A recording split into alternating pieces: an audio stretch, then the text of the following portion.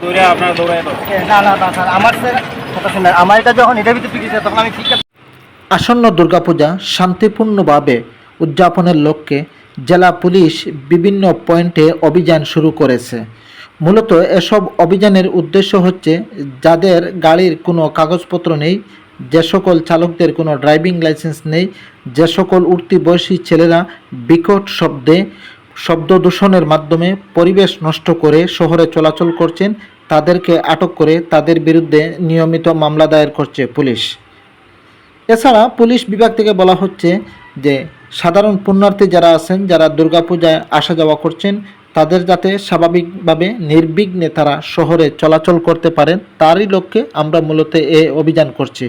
অভিযানে শুধুমাত্র যে সকল চালকদের ড্রাইভিং লাইসেন্স নেই, গাড়ির কাগজ নেই, সেই সকল চালকদেরকেই আটক করে মামলা দেওয়া হচ্ছে। এছাড়া যাদের কাগজপত্র আছে, বৈধ সকল ডকুমেন্টস আছে, তাদেরকে ছেড়ে দেওয়া হচ্ছে। অভিযানে বাংলাদেশ সেনাবাহিনী, সদর মডেল থানা পুলিশ, জেলা ট্রাফিক বিভাগ যৌথভাবে এই অভিযানটি পরিচালনা করছে।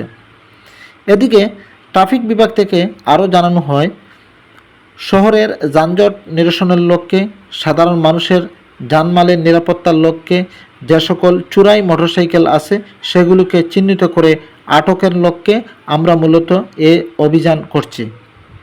আজ সোমবার শহরের সার্কিট হাউস মুখে এ অভিযান করা হয়। এদিকে পুলিশ সূত্রে আরও জানা যায়, গতকাল রবিবার জেলার 6টি উপজেলায় একযোগে এ অভিযান করা হয়েছে। এ সময় 39টি গাড়ি আটক করা হয়েছে এবং 37টি গাড়ির বিরুদ্ধে নিয়মিত মামলা দায়ের করা হয়েছে।